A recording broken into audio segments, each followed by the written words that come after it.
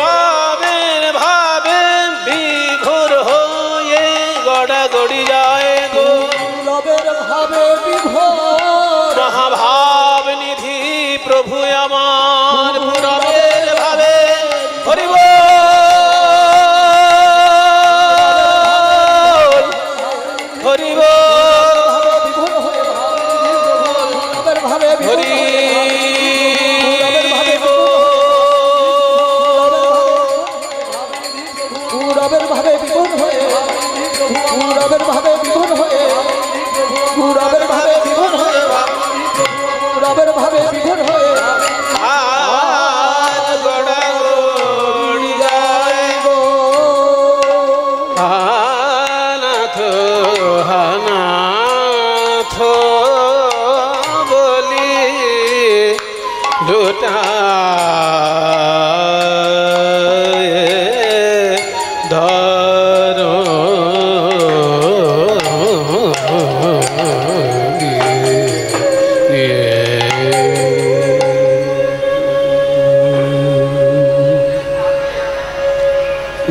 वैराग्य विद्या निज भक्ति योगम शिक्षार्थमेकः पुरुष पुराण श्री कृष्ण चैतन्य शरीरधारी कृपाम्बुधिर्यस्तमहं प्रपद्ये।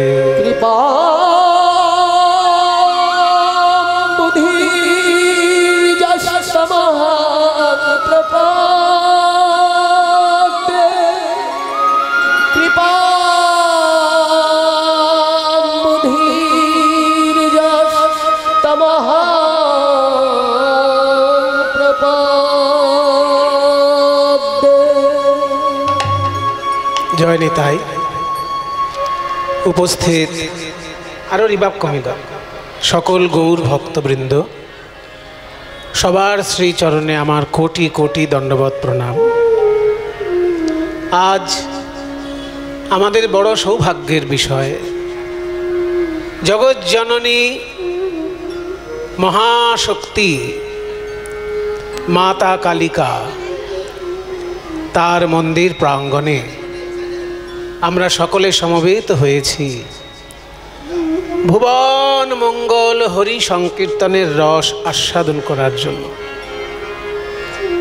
আপনারা অধীর আগ্রহে অপেক্ষা করছেন, সেই জন্য সকলকে আমি আমার অন্তরের কৃতজ্ঞতা জানাই। যে সংস্কৃত শ্লোকটি আমি বললাম,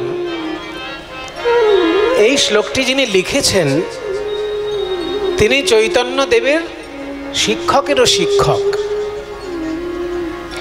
এবার শিক্ষকের শিক্ষক যদি এক কারোর সম্পর্কে কোনো সার্টিফিকেট দেয়, তাহলে জানতে হবে সেখানে শুধুমাত্র আদর মাখা থাকে না, মিথ্যে কথা যাতে না হয়ে যায় সেই দায়িত্বটাও বর্তায়। মনে করুন আমার কোনো ছাত্র, তার আবার ছাত্র, তাহলে গুরুর কাছে যদি গান শেখে, অনেক সময় শিষ্যের গান গুরুর গানের থেকে একটু কমা গোছের হয়, কখনো আবার শিষ্যের গান গুরুকে ছাপিয়ে যায়, কিন্তু সে সংখ্যা বড়ই দুর্লভ। বেশিরভাগ ক্ষেত্রে দেখা যায় যদি 100 জন ছাত্র থাকে, হয়তো দেখা যাবে বা 1000 ছাত্র থাকে, এমন হয়তো ছাত্র একজন হলো যে গুরুকেও ছাড়িয়ে যাচ্ছে, হতে পারে। সেটা গুরুর দেওয়া দান, ভগবানের কৃপা, শিষ্যের নিজের সাধনা, এগুলো সব মিলেমিশে কাজ করে। কিন্তু বেশিরভাগ ক্ষেত্রে 99% দেখা যায় গুরুর থেকে শিষ্য একটু কম যাচ্ছে। তাহলে তার শিষ্য তো আরো কমে যাবে।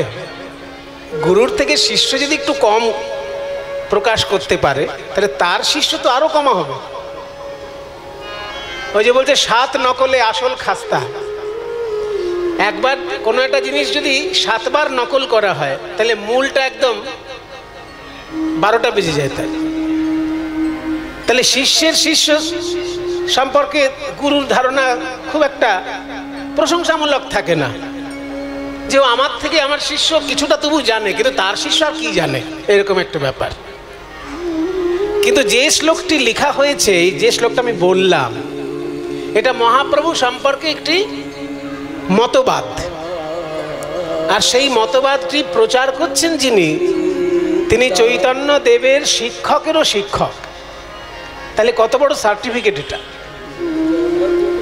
চৈতন্য দেবের শিক্ষক হচ্ছেন গঙ্গাদাস পণ্ডিত, আর গঙ্গাদাস পণ্ডিতেরও শিক্ষক সার্বভৌম ভট্টাচার্য। তিনি বলছেন যে মহাপ্রভু কেন এলেন এই জগতে। দুটো জিনিস উল্লেখ করলেন তিনি, বৈরাগ্য বিদ্যা নিজ ভক্তি যোগম।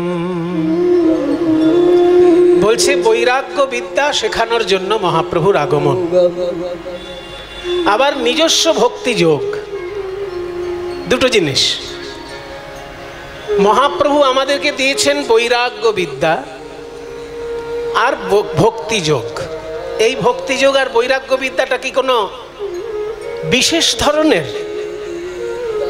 অবশ্যই বিশেষ ধরনের, তা নাহলে মহাপ্রভু সম্পর্কে বলা হবে কেন? মহাপ্রভু তো নিশ্চয়ই কারোর থেকে বৈরাগ্য পেয়েছেন, কারোর থেকে ভক্তি পেয়েছেন। তা ভক্তি আর বৈরাগ্য দুটোই তো মহাপ্রভুর আগেই ছিল। চারটে যে বৈষ্ণব সম্প্রদায়, তার তো চারজন আচার্য আছে, তো তারা কি ভক্তি প্রচার করেননি? চারটে সম্প্রদায়ের মধ্যেই তো একটা সম্প্রদায়ের মধ্যে মহাপ্রভু পড়েন। মহাপ্রভু কোনটার মধ্যে পড়েন? চারটে বৈষ্ণব সম্প্রদায়ের মধ্যে। একটু শুনি, আপনাদের থেকে শুনি। চারটে বৈষ্ণব সম্প্রদায় আছে। এই চারটে বৈষ্ণব সম্প্রদায় বেদান্ত দর্শনের ভক্তি ভাবটা প্রচার করার জন্য তৈরি হয়েছিল। শঙ্করাচার্যপাদ যখন বেদান্ত দর্শনের অদ্বৈত তত্ত্ব প্রচার করলেন, এত বেশি করে অদ্বৈত তত্ত্ব প্রচার করতে লাগলেন যে ভক্তিভাবে একেবারে উবে যাওয়ার অবস্থা। সেই জন্য ভক্তিভাবটা নতুন করে প্রতিষ্ঠা করার জন্য, শঙ্করাচার্যের বিরোধিতা করার জন্য বৈষ্ণব আচার্যগণ পৃথিবীতে এসেছে। এবং তার মধ্যে প্রথমেই নাম হচ্ছে রামানুজাচার্যের। প্রথম লড়াই যে করে তারই পরিশ্রমটা সব থেকে বেশি হয়। তো বৈষ্ণব আচার্যের মধ্যে সব থেকে বেশি যাকে খাটতে হয়েছে শঙ্করাচার্যের বিপরীতে, বিরুদ্ধে বলবো না, শঙ্করাচার্যের বিপরীতে মত প্রতিষ্ঠা করা যে কত কঠিন সে যুগে, সে আপনারা বা আমরা কেউ বুঝতে পারবো না এখন। তা শঙ্করাচার্যের বিপরীতে মত প্রতিষ্ঠা করার জন্য যে বৈষ্ণব আচার্যগণ এসেছিলেন, প্রথম নামটি হচ্ছে রামানুজাচার্য। দক্ষিণ ভারতের তার জন্মস্থান, যেখানে রাজীব গান্ধীকে হত্যা করা হয়েছিল, মনে আছে? জায়গাটার নাম কি? এই তো রাজীব গান্ধীর হত্যার স্থান বলে মনে আছে, বৈষ্ণব আচার্যের জন্মস্থান বলে মনে নেই। এই হচ্ছে হতভাগা বাঙালির অবস্থা। আমরা ভারতবাসী, আমরা রাজনীতি মনে রাখি, বৈষ্ণব ভাবান্দোলন মনে রাখি না, বা ভালো জিনিস মনে রাখি না, রাজনীতির কূট কাচালিগুলো মুখস্থ রাখি। যেখানে নেতাজি, যেখানে রাজীব গান্ধীর হত্যাকাণ্ড ঘটেছিল, পেরম্বুদুর জায়গাটার নাম, ওইখানেই রামানুজাচার্যের জন্মস্থান, ওই আশেপাশে। তাহলে এই যে রামানুজাচার্য দক্ষিণ ভারতের বড় বৈষ্ণবাচার্য, তারপরে আরও বৈষ্ণবাচার্য আছেন, নিম্বার্কাচার্য আছেন, বিষ্ণুস্বামী আচার্য আছেন, মধ্বাচার্য আছেন। এই মধ্বাচার্য সম্প্রদায়তেই চৈতন্য মহাপ্রভু দীক্ষিত।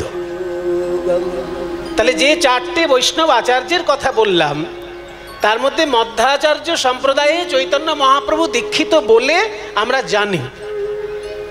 তাহলে তার আগেই তো ভক্তি ছিল, মহাপ্রভুর আগেও তো ভক্তি ছিল। তাহলে কেন বলল ভক্তি যোগ দেবার জন্য মহাপ্রভুর আশা? আর মহাপ্রভুর আগেও তো বৈরাগ্য ধর্ম ছিল। শঙ্করাচার্যপাদ বাল্যকালে গৃহত্যাগ করেছেন সনাতন ধর্মের দুর্দশা দেখে। সনাতন ধর্ম যখন বৌদ্ধ ধর্মের আক্রমণে একেবারে ধূলিসাৎ হয়ে যাওয়ার মতন পরিস্থিতি, তখন শঙ্করাচার্যপাদ সনাতন ধর্মের প্রতিষ্ঠা করার জন্য অতি শিশুকালে গৃহত্যাগ করলেন, সন্ন্যাস গ্রহণ করলেন অল্প বয়স। তাহলে বৈরাগ্য তো আগে থেকেই রয়েছে। শঙ্করাচার্যের অনেক আগে, 2500 বছর আগে, মানে আমাদের থেকে 2500 বছর আগে বুদ্ধদেব, তিনিও তো গৃহত্যাগ করেছিলেন জগতের কল্যাণের জন্য। রাজবাড়ির ছেলে হয়ে ভিক্ষা করে জীবন কাটালেন মানুষের কল্যাণ চিন্তা করবেন বলে। তাহলে বুদ্ধদেবের বৈরাগ্য ছিল, শঙ্করাচার্যের বৈরাগ্য ছিল। চৈতন্য মহাপ্রভু তো সেই তুলনায় অনেক আধুনিক, ওনারা তো অনেক প্রাচীন যুগের লোক, বৈরাগ্য তো আগে থেকেই আছে, ভক্তি তো আগে থেকেই আছে। তাহলে মহাপ্রভু কি বৈরাগ্য দিলেন আর কি ভক্তি দিলেন? কেন বলছেন সার্বভৌম ভট্টাচার্য বৈরাগ্য বিদ্যা নিজ ভক্তি যোগম? বৈরাগ্য বিদ্যার নিজের ভক্তি যোগ শিক্ষা দেবার জন্য তারা আসে। এখানে বলা হচ্ছে বৈরাগ্য বিদ্যারূপে প্রচার করা, এটা মহাপ্রভুর লক্ষ্য ছিল। আমরা বিদ্যার অংশ হিসেবে কখনো বৈরাগ্য শিখি কি? এই ছোট ছোট বাচ্চারা আছে, তোরা বল, তোরা যে স্কুলে পড়িস সেই স্কুলে কোনোদিন শেখানো হয়েছে বৈরাগ্য কাকে বলে? শেখানো হয়েছে ইতিহাস, শেখানো হয়েছে ভূগোল, শেখানো হয়েছে 2 আর 2 4 হয়, 4 থেকে 2 বাদ গেলে 2 হয়। অঙ্ক শেখানো হয়েছে, ইংরাজি শেখানো হয়েছে, ইতিহাস, ভূগোল, জীবন বিজ্ঞান, ভৌত বিজ্ঞান একেবারে ভরে দিয়েছে বিদ্যায় বিদ্যায়, কিন্তু বৈরাগ্য বিদ্যা কই? যেটা ভারতবর্ষের আসল পরিচয়। বুদ্ধদেব যে বিদ্যার জন্য রাজার ছেলে হয়ে বাড়ি ছাড়লেন, শঙ্করাচার্য বাল্যকালে যে কারণে বাড়ি ছাড়লেন, সেই বৈরাগ্য বিদ্যার শিক্ষা কোনো বিদ্যালয়ে দেওয়া হয় কি? বিদ্যালয়ে তৈরি করা হয় ছাত্রছাত্রী যাতে তারা বড় হয়ে একটা চাকরি পায়, জীবনটা কাটিয়ে দেয়। বৈরাগ্য বিদ্যা শিক্ষা হচ্ছে কোন বিদ্যালয়ে?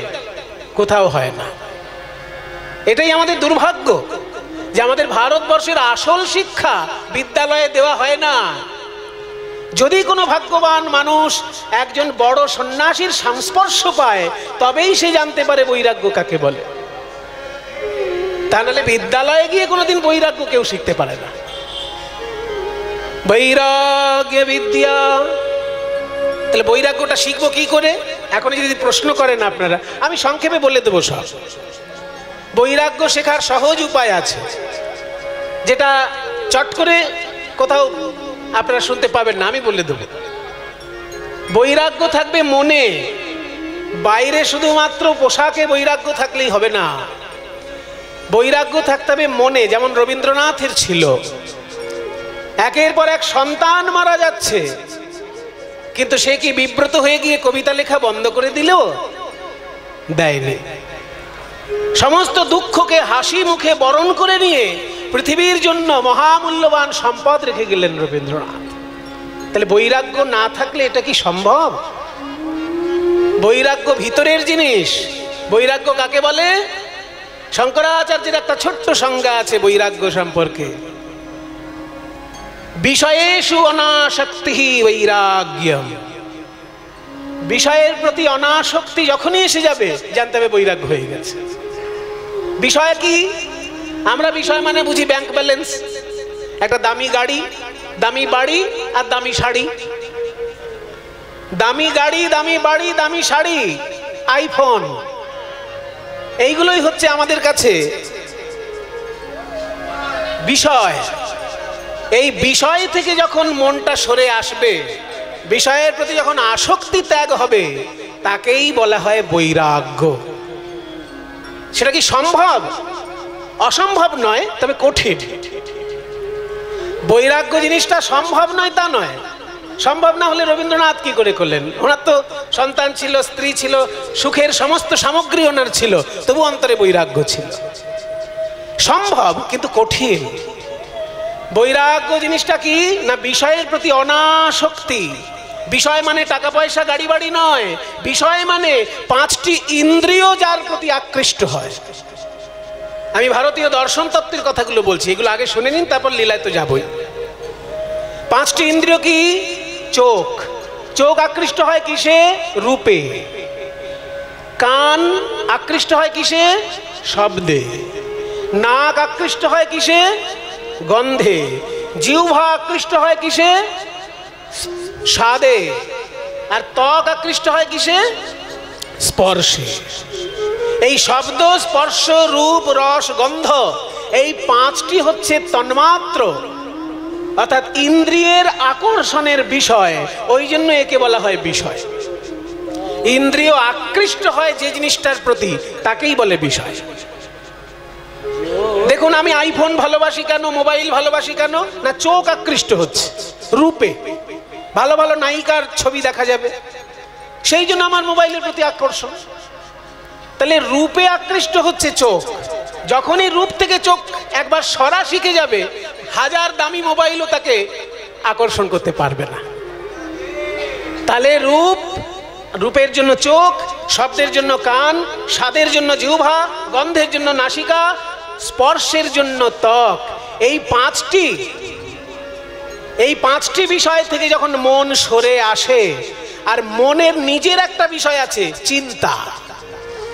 মন চিন্তা ছাড়া থাকতেই পারে না। সেই চিন্তা থেকেও মন যখন সরে আসে, সেই অবস্থাটার নামই হচ্ছে বৈরাগ্য। এটা আমাদের অভ্যাস করতে হবে। অভ্যাস করলে আমাদেরও হয়ে যাবে বৈরাগ্য। অভ্যাস করব কি করে মশাই? অভ্যাস করার সহজ পথ বলে দিয়েছেন শঙ্করাচার্য। বলছেন যে কোনো বিষয়ের প্রতি দোষ দর্শন করার চেষ্টা করো। এটা যদি অভ্যাস হয়ে যায় কারো, তাহলে বৈরাগ্য হয়ে গেল। সমস্ত জিনিসের ভালো দিক আছে, মন্দ দিক আছে। তুমি মন্দ দিকগুলো খুঁজে খুঁজে বার করো, দেখো সেই জিনিসটার প্রতি আর আকর্ষণ তোমার থাকবে না। কাজেই আমি যদি শুধু ভালো দিকগুলো অন্বেষণ করি, তাহলে আমি আরো ভোগের মধ্যে ডুবে যাব। কিন্তু তার ক্ষতিকারক দিকগুলো যদি আমি আবিষ্কার করতে পারি, তখন সেখান থেকে আমার মন সরে আসবে। তাই যে কোনো বিষয়ের ক্ষতিকারক দিকটা যদি আমি আবিষ্কার করি, নিজে নিজে আবিষ্কার করি, খুঁজে বার করি, তাহলেই আমার ভিতরে বৈরাগ্য আসবে। এই বৈরাগ্যটা যদি না আসে, তাহলে সুস্থ চিন্তা, সুস্থ ভাবনা, সুন্দর ভাবনা করা যায় না। পৃথিবীতে যত বড় বড় আর্টিস্ট এসেছেন, সবার ভিতরেই বৈরাগ্য ছিল, তাই তারা নিত্য নূতন সৃষ্টি করতে পেরেছেন। বৈরাগ্য আমাদেরকে সৃষ্টি করার জন্য, নিত্য নূতন সাধনার জন্য এগিয়ে দেয়। সেই বৈরাগ্য আগে থেকেই ছিল, কিন্তু মহাপ্রভু আমাদের যে বৈরাগ্য শিখালেন, সেই বৈরাগ্য হচ্ছে রসে রসায়িত বৈরাগ্য, শুকনো বৈরাগ্য নয়। এই জন্য অন্যান্য বৈরাগ্যের থেকে মহাপ্রভু বৈরাগ্যটা আলাদা। অন্যান্য বৈরাগ্য শুকনো বৈরাগ্য, যেগুলো আমি জ্ঞানের কথা বললাম একটু আগে, ওগুলো শুকনো বৈরাগ্য। কিন্তু মহাপ্রভু বললেন বৈরাগ্য থাকবে অন্তরে, কিন্তু রস আস্বাদনের মতন একটা স্পৃহা ভিতর থেকে থাকবে, রস মাখানো বৈরাগ্য। সেটাই মহাপ্রভুর অবদান।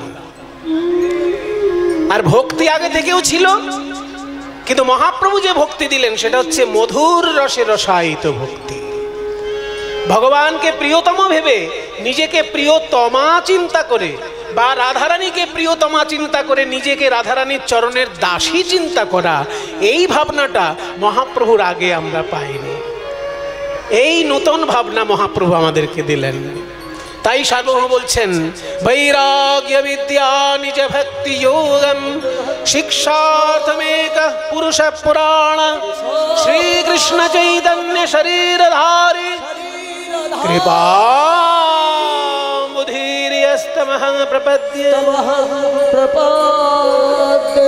সবাই মিলে একবার প্রণাম করুন মহাপ্রভুর উদ্দেশ্যে। শ্রীকৃষ্ণ চৈতন্য মহাপ্রভু কি, শ্রীকৃষ্ণ চৈতন্য মহাপ্রভু কি, শ্রীকৃষ্ণ চৈতন্য মহাপ্রভু কি। তাহলে মহাপ্রভু আজকে আমার কিভাবে ভাবিত? আরে মোর গোড়া দ্বিজমণি হানাথ প্রাণনাথ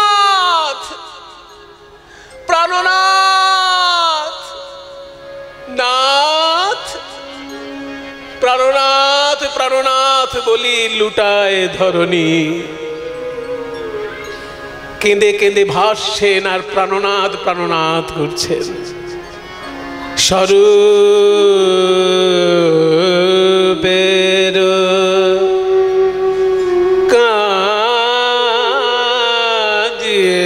কাঁদিয়া কাঁদিয়া রজনী পোহায়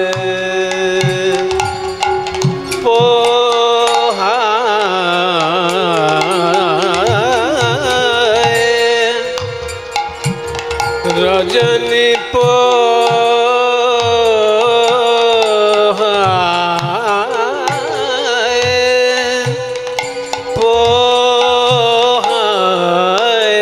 কাঁদিয়া রজনী পোহায় রজনী পোহায় পোহায় কাঁদিয়া রজনী পোহায় গোরা কাঁদিয়া রজনী পোহায় গোরা কাঁদিয়া রজনী পোহায়।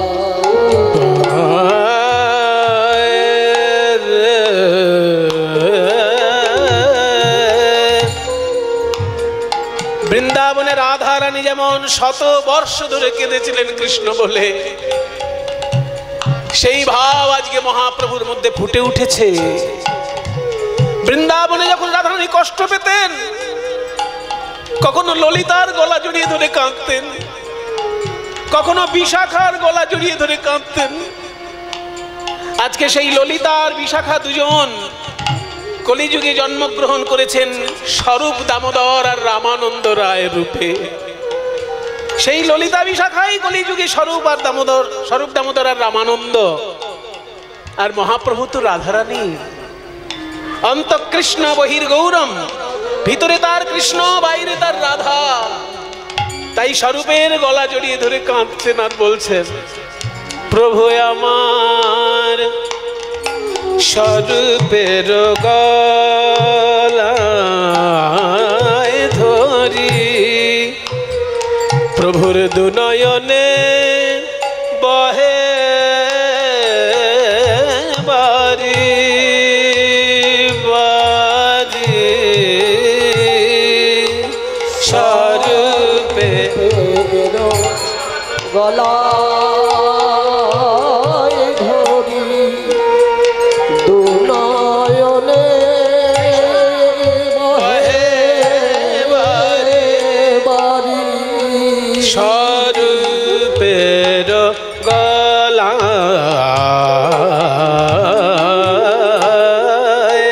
গলায় ধরি, প্রভু আমার দুনয়নে বহে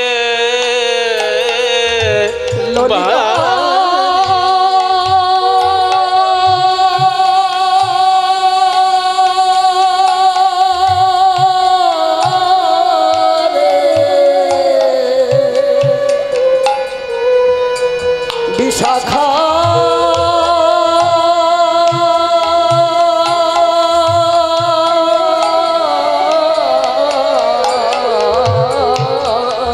বল কেন আসিল না, কেন আসিল না, কেন আসিল না আমার প্রাণের শ্যামরায় শ্যামরায়, কাঁদিয়া রজনী পোহায়, কাঁদিয়া রজনী কাঁদিয়া রজনী পোহায়।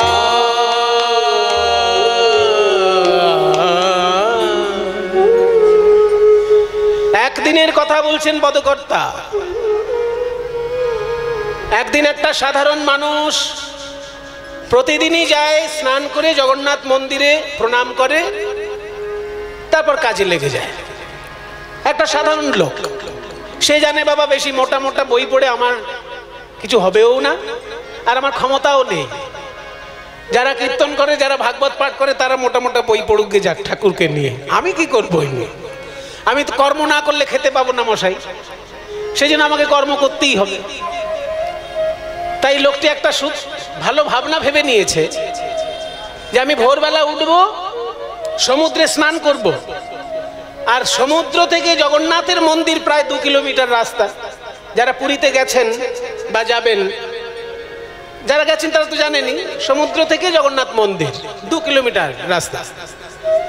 এই রাস্তাটা হেঁটে আসেন, জগন্নাথ মন্দিরে প্রণাম করেন। ওই হেঁটে আসার সময় কিন্তু কারোর সঙ্গে গল্প গুজব করে না। ওই আলুর দাম কত, পটলের দাম কত, ওসব গল্প সারাদিন সময় আছে।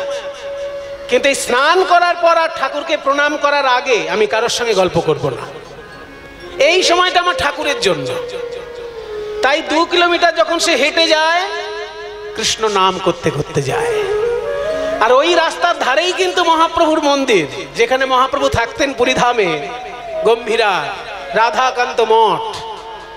ওই মন্দিরটা কিন্তু ওই রাস্তার ধারেই পড়ে। সেই মন্দিরের পাশ দিয়ে যখন চিৎকার করে কৃষ্ণ নাম করতে করতে ওই লোকটি যাচ্ছে, মহাপ্রভু পূর্বলীলার ভাবে ভাবিত ওই কৃষ্ণ নাম শুনে উন্মাদের মতো ছুটে চললেন। উন্মাদের প্রায় গোরা ছুটি ছুটি ধায়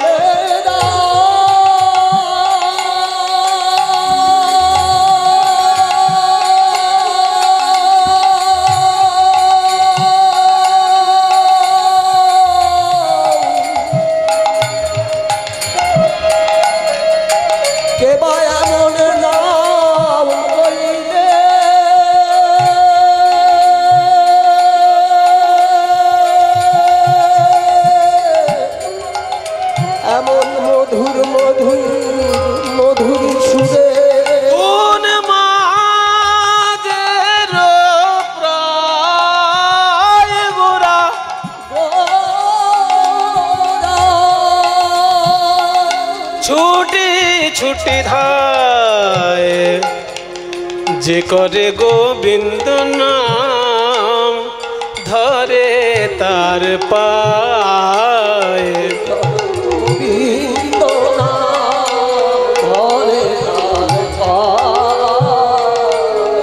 ওই যে সাধারণ মানুষটি কৃষ্ণ নাম করতে করতে যাচ্ছেন, মহাপ্রভু ছুটে এসে যখনই তার পায়ে পড়ে গেলেন, লোকটির কি অবস্থা হয় ভাবুন।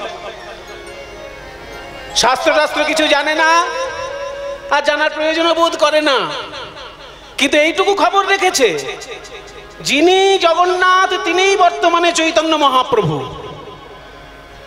পুরীধামে সবার মুখে মুখে এটা রটে গেছে যে বাসুদেব ঘোষ কহে জোর করি হাত, যেই গৌর সেই কৃষ্ণ সেই জগন্নাথ। যিনি কৃষ্ণ তিনিই সাক্ষাৎ জগন্নাথ আর তিনিই বর্তমানে চৈতন্য মহাপ্রভু। আর সেই মহাপ্রভু যখন পায়ের কাছে এসে পড়লো, লোকটির কি অবস্থা হয়। লোকটি কেঁদে কেঁদে বলছে, প্রভু আপনি কি করছেন, দয়া করে আমাকে ছেড়ে দিন, আমি অত বড় ভক্ত নই প্রভু, আপনি আমার পায়ে হাত দিলে আমার নরকেও জায়গা হবে না। গৌর সুন্দর বলছেন, না ভাই, তুমি যখন কৃষ্ণ নাম করেছো তুমি বলতে পারবে আমার কৃষ্ণ কোথায়। জানো যদি আমায় বলে দাও গো, জানো যদি আমায়, আমি কোথায় গেলে পাবো তারে, জানো যদি আমায় বলে দাও গো। আমি কোথায় গেলে পাবো তারে, যার নাম শোনায়ে আকুল কইলে, কোথায় গেলে পাবো তারে, যার নাম শোনায়ে পাগল কইলে, জানো যদি আমায় বলে। কেউ বুঝতে পারছে না মহাপ্রভু কেন আজকে সাধারণ লোকটার পায়ে হাত দিয়ে কাঁদছে।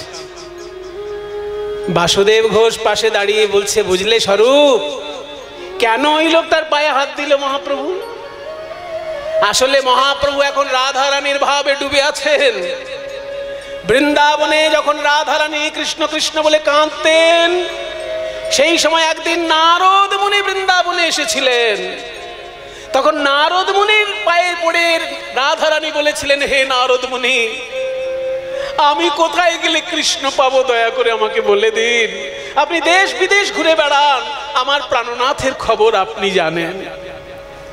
সেদিনকে রাধারানীর দশা দেখে নারদ মুনির মন বড় ব্যথিত হয়েছিল। তাই নারদ মুনি রাধা কৃষ্ণের মিলন ঘটিয়েছিলেন। সেই ঘটনাটা আজকে মহাপ্রভুর মনে পড়েছে। তাই মহাপ্রভু নিজেকে ভাবছেন রাধারানী, আর যে লোকটা কৃষ্ণ নাম গাইতে গাইতে যাচ্ছে তাকে ভাবছেন নারদ মুনি।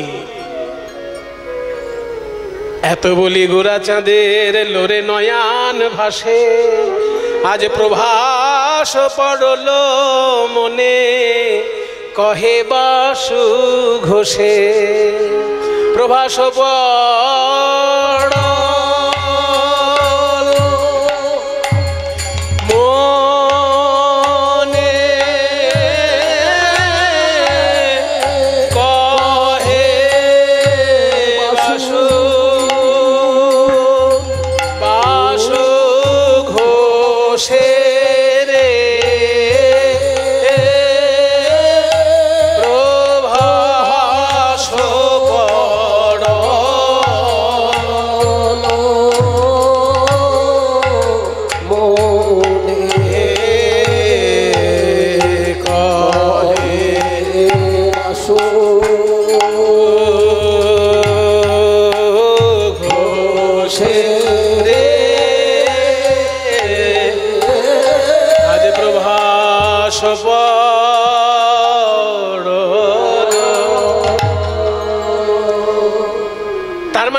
কৈলাস তীর্থে যে রাধা কৃষ্ণের মিলন হয়েছিল, সেই মিলন ঘটিয়েছিলেন নারদ মুনি কৌশল করে।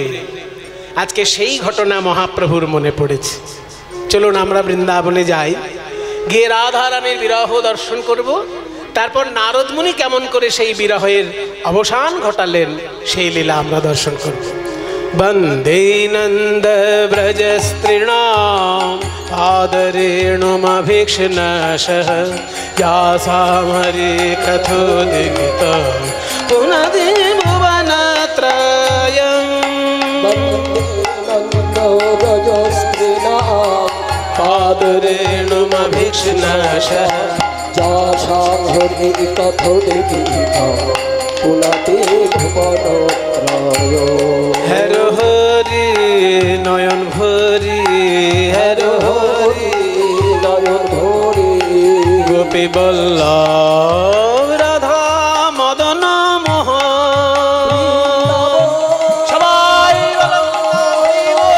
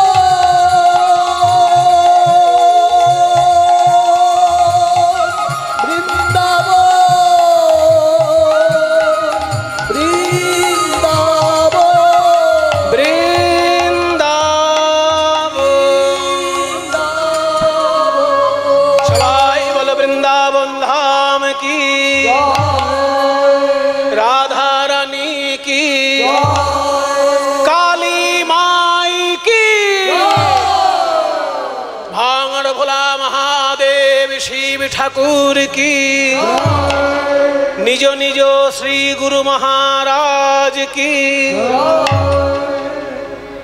মধুময় শ্রীধাম বৃন্দাবন।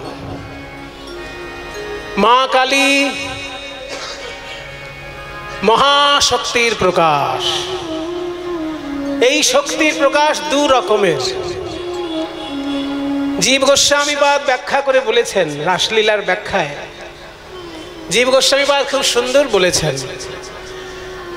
ওই যে বলছে না, রাসলীলা মহামায়ার যোগ মায়াম উপাশ্রিত, যোগ মায়াকে আশ্রয় করে রাসলীলা। সেখানে মায়া শব্দটা ব্যাখ্যা করছেন যে মোহ মায়া যিনি ঘটান তিনি সাধারণ মায়া, আর যিনি মোহ মায়া থেকে মুক্তি ঘটান তিনি হলেন যোগ মায়া। যোগ মায়া আর মহামায়ার মধ্যে পার্থক্য কি করলেন? বলছে মার্জার ন্যায়েন সিদ্ধতি। মার্জার মানে কি? মার্জার মানে কি? মার্জার শব্দটার অর্থ কি দেখি একটু শুনি, কে বলে? ওই তো যারা বয়স্ক মানুষ তারা বলে, ছোটরা কেউ বলতে পারছে না। এই ছোটরা বল। শুধু মিসড কল কাকে বলে শিখলে হবে? ডিলিট করে দেন। এখন যদি জিজ্ঞেস করি ডিলিট মানে কি, সবাই বলে দেবে। মার্জার মানে কি? মার্জার মানে হলো বিড়াল। শেষে আবার বাড়িতে বলতে শুনবেন, ও মা ওই দেখো একটা মার্জার যাচ্ছে। তখন মা আবার আকাশ থেকে পড়বে যে মেয়ে আবার কি বলে রে বাবা, মার্জার যাচ্ছে। মার্জার মানে বিড়াল। জীব গোস্বামীপাদ ব্যাখ্যা করে বলছেন মার্জার ন্যায়েন সিদ্ধ্যতি, অর্থাৎ বিড়াল যেমন নিজের বাচ্চাকে যখন মুখে নেয় সেটাও মুখে নেওয়া, আর ইঁদুরকে মুখে নেয় সেটাও মুখে নেওয়া, কিন্তু দুটো মুখে নেওয়া কি এক? নিজের বাচ্চাটাকে মুখে নেয় বিড়াল, বাচ্চাটাকে আরো সুরক্ষিত জায়গায় নিয়ে যাবার জন্য। যখন বিড়াল মনে করে যে আমার বাচ্চাটা এখানে ঠিক সুরক্ষিত নয়, অন্য জায়গায় নিয়ে যেতে হবে, তখন তাকে মুখে করে নিয়ে যায় আরো সুরক্ষিত জায়গায় তাকে নিয়ে যাওয়ার জন্য। আর কিন্তু ইঁদুরকে যখন মুখে নেয় তখন কি ইঁদুরকে সব থেকে বেশি সুরক্ষিত জায়গায়, যে পেটের মধ্যে যদি ইঁদুরটাকে রাখি আর তাহলে আর কেউ কোনো ক্ষতি করতে পারবে না। তাই ইঁদুর নিলে পেটের মধ্যে, আর বিড়াল যখন নিজের বাচ্চাকে মুখে নেয় তখন তাকে সুরক্ষিত জায়গায় রাখার জন্য নেয়। মায়া ঠিক তাই, তিনি ভক্তদেরকে যখন কৃপা করেন, কৃষ্ণের সঙ্গে ভগবানের সঙ্গে যোগাযোগ ঘটিয়ে দেন, তখন তিনি যোগ মায়ার কাজ করেন। আর যখন দেখেন এই জীবের কিছুতেই কৃষ্ণ ভক্তি হবে না, তখন তাকে নানা রকম বিষয় দিয়ে ভুলিয়ে রেখে বিষয়ের মধ্যে দিয়ে জীবনটা তা পার করে দেয়, ভগবানের থেকে দূরত্ব তৈরি করে দেয়। একই মায়ার কাজ। কখনো আমাদের মোহ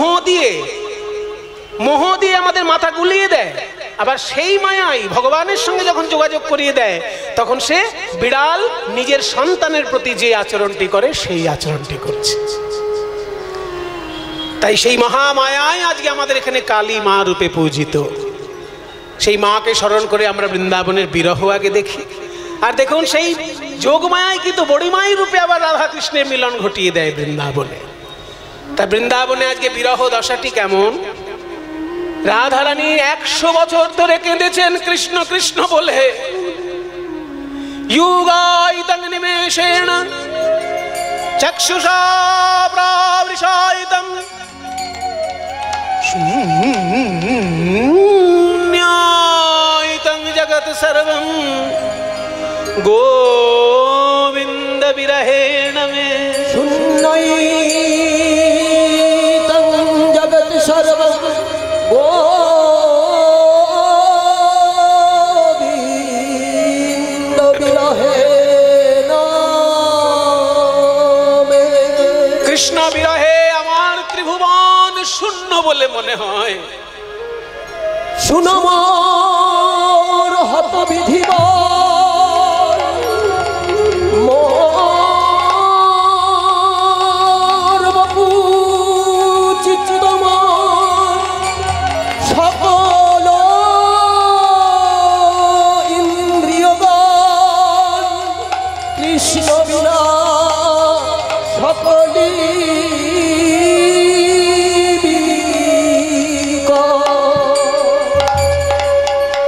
প্রিয়জন যখন কাছে থাকে না তখন দেখবেন মনে দুঃখ উদয় হলে প্রিয়জনের ছবির কাছে গিয়ে কথা বলে। মায়েরা কিছু মনে করবেন না, যেসব মায়েরা স্বামী হারিয়েছেন তারা একবার চিন্তা করুন, যখন মনে খুব দুঃখ হয় সংসারের কোনো কারণে, তখন আশেপাশে কেউ না থাকলে দেখবেন স্বামীর ছবির কাছে গিয়ে কথা বলে, ওগো তুমি যদি আজকে সশরীরে থাকতে তাহলে কি আজ আমার এই দশা দেখতে হতো। তাই দুঃখ যখন আসে তখন প্রিয়জনের ছবির কাছে দুঃখ প্রকাশ করে। রাধারানীর কাছে তো ছবি আগে থেকে রাখা নেই, তাই নিজে হাতে শ্রীকৃষ্ণের ছবি আঁকছেন আর সেই ছবির কাছে দুঃখ নিবেদন করছেন রাইধনী। আরে কিবা পদটি হলো কৃষ্ণ কৃষ্ণ বলি কাঁদে বাহু তুলি, বলে বধূ গেল কোথা। এখানে বধূ মানে বন্ধু, বয়ে চন্দ্রবিন্দু ধয় রস্যু, বধূ মানে বন্ধু, আর শুধু ব ধয়ে দীর্ঘ, বধূ মানে স্ত্রীলোক। তাহলে বয়ে চন্দ্রবিন্দু ধয় হস্যু, বধূ মানে বন্ধু। বলে বধূ গেল কোথা, মৃত্তিকায় উপরে মূরতি আঁকিয়া তার শনে কহে কথা। দেখো দেখো রাইধনী আমার কিবা কৃষ্ণ,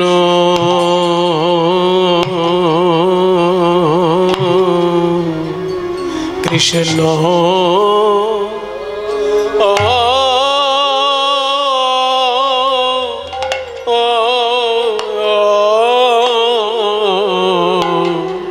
কৃষ্ণ বলি, কৃষ্ণ বলি কাঁদে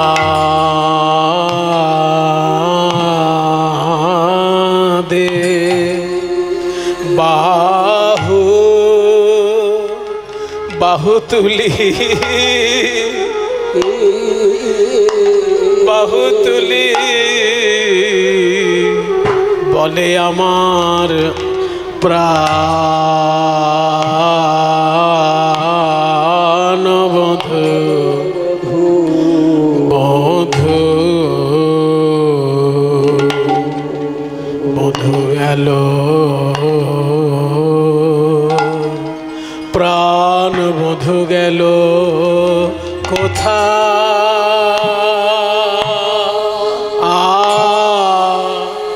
আরে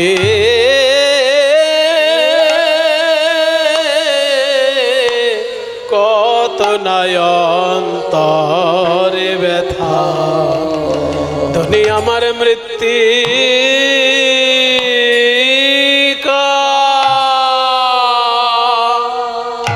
মৃত্তিকা উপরে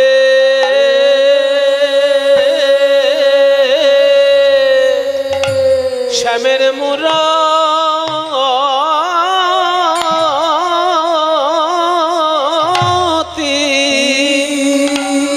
শ্যামের মূরতি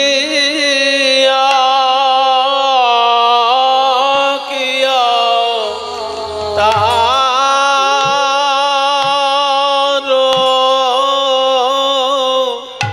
শনি তার শনি কহে কথা ধনী রামার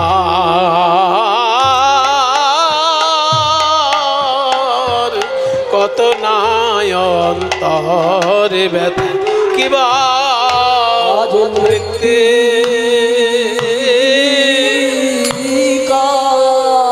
মৃত্তিকায় উপরে শ্যামের মূর্তি মূর্তি আঁকিয়া বলে পরাণ বধূ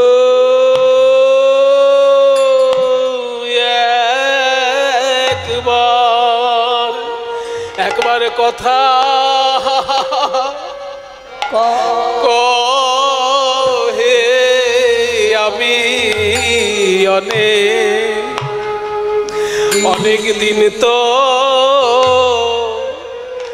অনেক দিন তো শুনি নাই হে পরাণ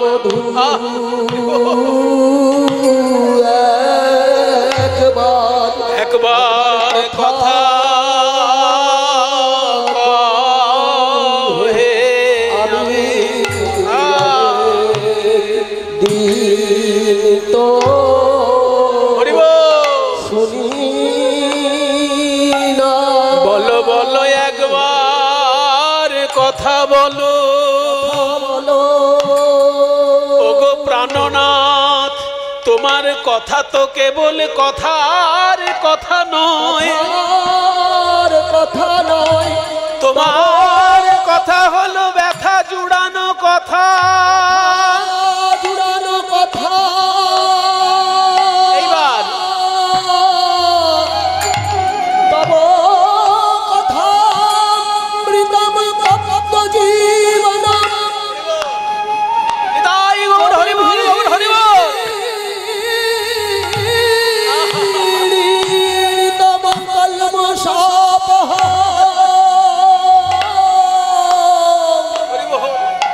এই যে শ্রবণ মালা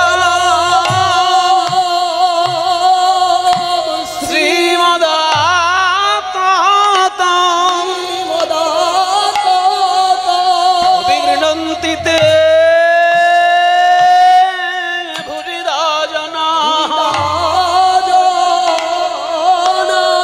তোমার কথা অমৃত যারা পান করে তাদের এই অন্য সকল আসক্তি দূরে যায় তাদের আর কিছু ভালো লাগে না কৃষ্ণের মধুর বাণী যেন অমৃতের তরঙ্গিনী তার প্রবেশ নাহি যে শ্রবণে টানা করি ছিদ্র সম জানিও সেই শ্রবণ তার জন্ম হইল অকারণে কথা বলো বধূ হে আমি অনেক দিন তো শুনি নাই না না শুনি নাই পরাণ বধূ একবার কথা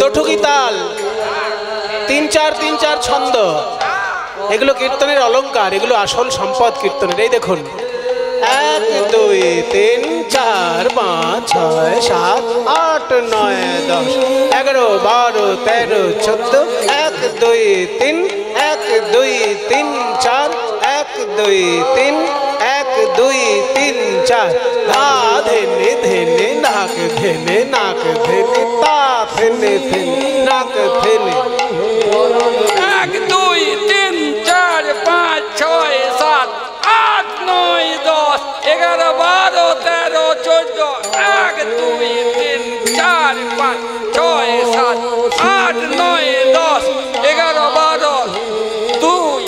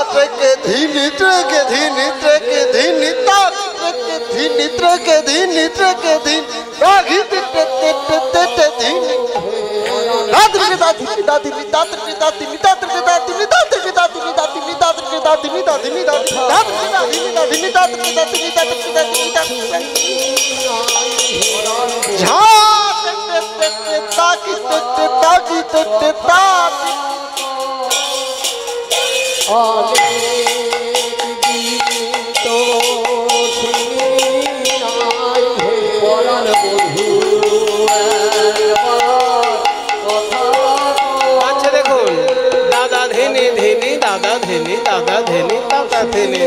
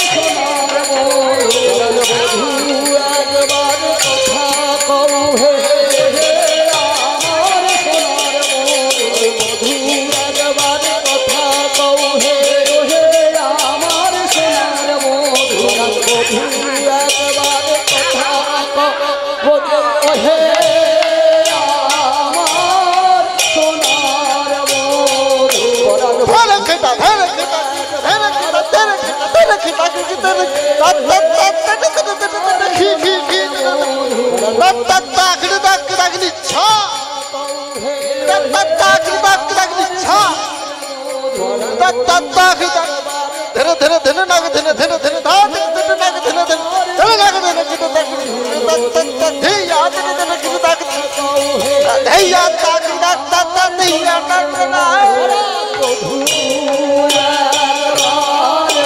তাই গৌর হরি বল।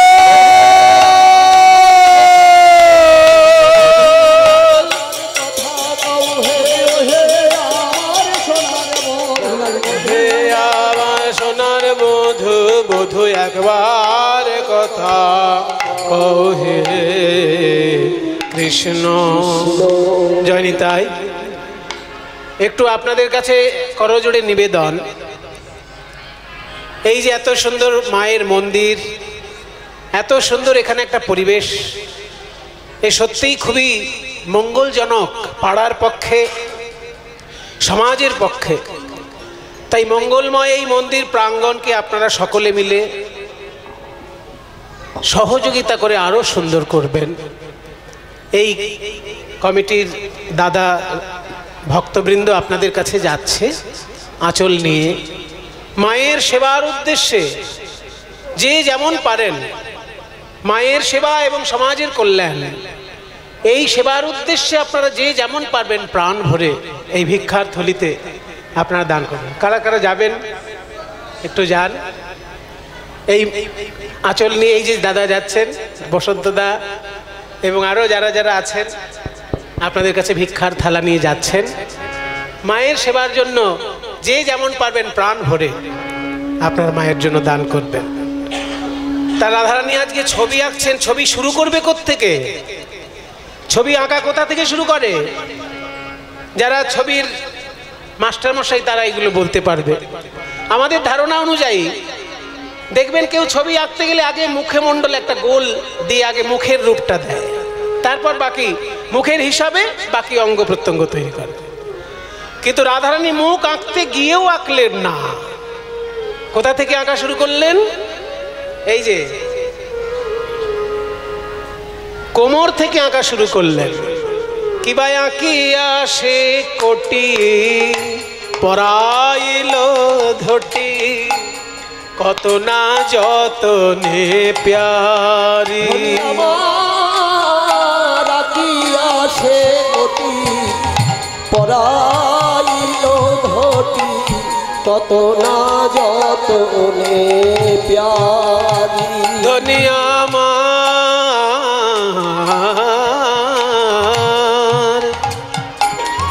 দুনিয়া আমার,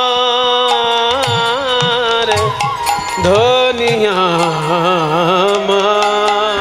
ও আঁকিয়া সে কোটি পরাইল ধটি, কত না যতনে প্যারি। ললিতা বলে, ওগো রাধে, তুই তো গুরু ধরে অঙ্কন বিদ্যা শিক্ষা করেছিস, চিত্র অঙ্কন তুই গুরু ধরে শিখেছিস। আস্তে এলো পাথাড়ি যদি কেউ শেখে কিছু বলার কিছু ছিল না।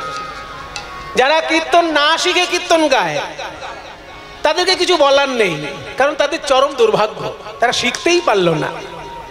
আর যারা কীর্তন শিখেও কীর্তন না গায় তাদেরকে তো যা খুশি বলা যায়। রাধারানীকে বলছেন, সখীগণ কিরে, তুই তো গুরু ধরে শিখেছিস ছবি আঁকা, তুই এরকম করছিস কেন? হয় মুখের দিক দিয়ে শুরু কর, নইলে চরণ দিক থেকে শুরু কর। মুখও আঁকলি না, চরণও আঁকলি না, মাঝখান থেকে ছবি আঁকা শুরু করলি, এটা কেমন রীতি? রাধারানী বলে, সখী রে, আমার সর্বস্ব ধন গোবিন্দের ওই রাঙা চরণ, তাই ভেবেছিলাম চরণ থেকেই চিত্র অঙ্কন করব, কিন্তু আবার ভেবে দেখলাম তার চরণ ছিল বলে সে ব্রজ ছেড়ে চলে গেছে। চিত্রের চরণে এঁকে দিলে চিত্র যদি ব্রজ ছেড়ে চলে যায়, তাহলে কি নিয়ে আর ঘরে রব? আমি তাই তো চরণ আঁকি নাই, তাই তো চরণ আঁকি নাই।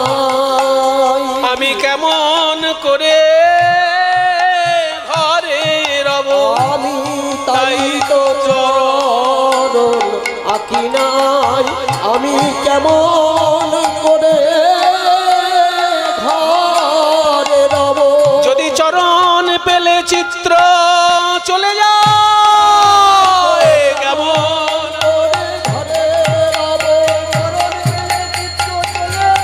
আমি কেমন করে ঘরে রব, চরণ পেলে চিত্র চলে যাই গো, আমি তাই তো চরণ আঁকি না।